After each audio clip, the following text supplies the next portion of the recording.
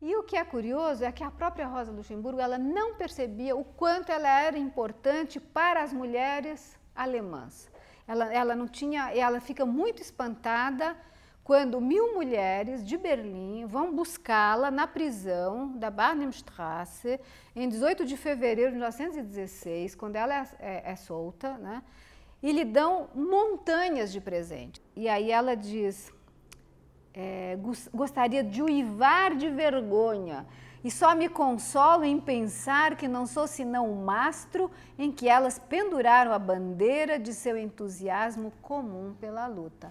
Então, ela fica surpresa, mas ao mesmo tempo ela pensa, bom, mas entusiasmo comum pela luta socialista, né? Não pela luta feminista.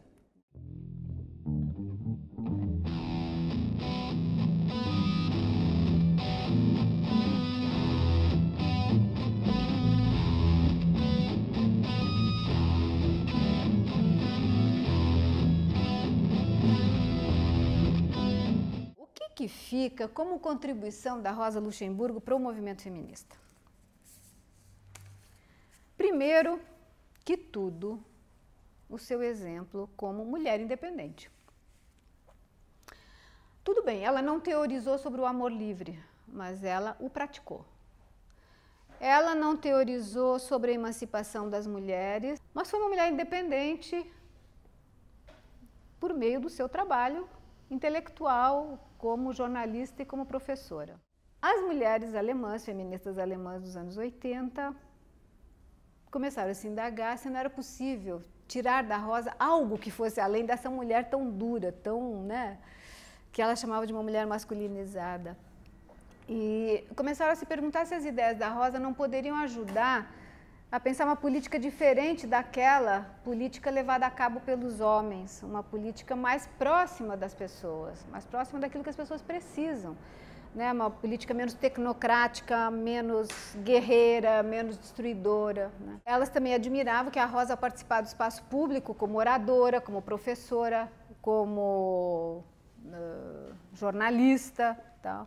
Ela servia de modelo, né? Uma mulher independente e tal, apareceu aos olhos dessa geração como uma fonte inspiradora.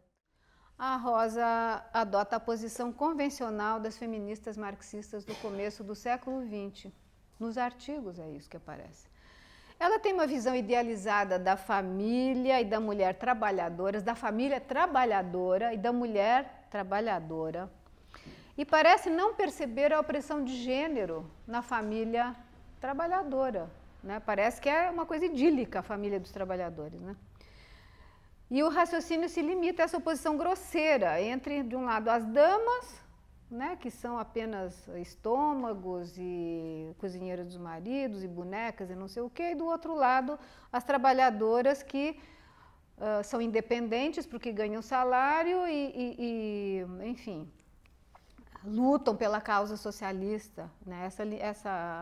Essa oposição é muito grosseira, no meu entender. Uma ideia que elas consideraram central nos anos 80 para a política de emancipação das mulheres, que é a ideia central da Rosa, de que as massas populares só podem se emancipar por conta própria, por meio da sua ação autônoma. Então, essa ideia que é central na Rosa, elas pegaram para o movimento das mulheres. Assim como as massas só podem se emancipar por sua própria conta, por meio da sua ação livre, a mesma coisa acontece com as mulheres. Elas só se libertam se elas agirem por sua própria conta, senão outros sempre vão agir sobre elas. Ou seja, a emancipação dos subalternos, quer seja uma classe, quer sejam as mulheres, quer seja o que vocês quiserem imaginar, né, atualmente, só pode resultar da ação autônoma, livre dos próprios concernidos, né, das próprias afetadas, dos próprios afetados. Liberdade outorgada não é verdadeiramente liberdade.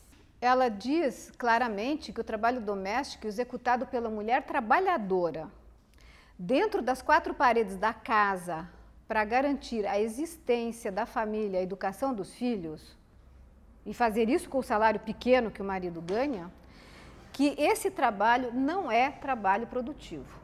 Então, o trabalho produtivo da mulher trabalhadora, da mulher operária, é o trabalho que ela vai fazer na fábrica. O trabalho que ela faz dentro de casa não é trabalho produtivo. Mas havia uma outra ideia que também era muito importante e que eu considero a mais frutífera, que para a teorização feminista, que são as teorias que partem da tese central da acumulação do capital, da economia política da Rosa, né? Que é aquela ideia que a gente viu na semana passada, de que o capital, para acumular, precisa continuamente de espaços fora dele, de espaços não mercantis, daquilo que é externo a ele, né? E esse processo de acumulação primitiva permanente, né, que destrói de maneira violenta os domínios extracapitalistas até transformá-los em mercadoria, essa era a explicação que a Rosa dava, então, para o colonialismo e para o imperialismo. As feministas alemãs pegaram essa ideia e disseram, não, mas isso aqui serve também para explicar o trabalho doméstico não pago, né? Ou seja, essas feministas alemãs dos anos 80, elas atualizaram essa tese da Rosa, né, dos espaços extracapitalistas, mostrando que os espaços de acumulação do capital não são só geográficos, mas são também espaços sociais.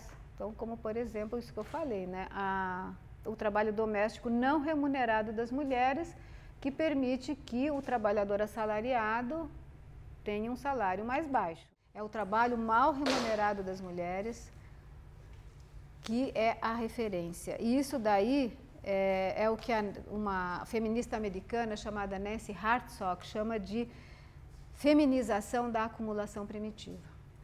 Ou seja, o padrão para remunerar os homens mal, o padrão é dado pela má remuneração do trabalho feminino.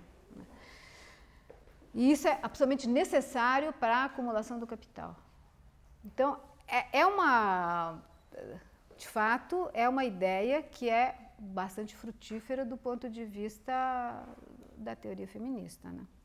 E é aqui que engata, então, esse livro da Silvia Federici, Caliban e a Bruxa. E o livro é originalmente de 2004, ou seja, já é posterior a essas feministas que eu estou comentando, né? E, como eu disse, ela não menciona a acumulação do capital e poderia ter mencionado.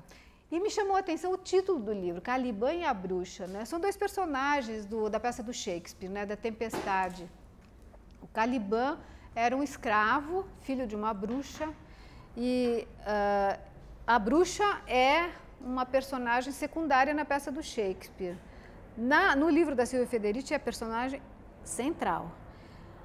E o Caliban, para Silvia Federici, representa a resistência à lógica do capital, porque ele é o escravo, ele é um personagem que é o escravo. E a bruxa representa os sujeitos femininos que o capitalismo teve que destruir.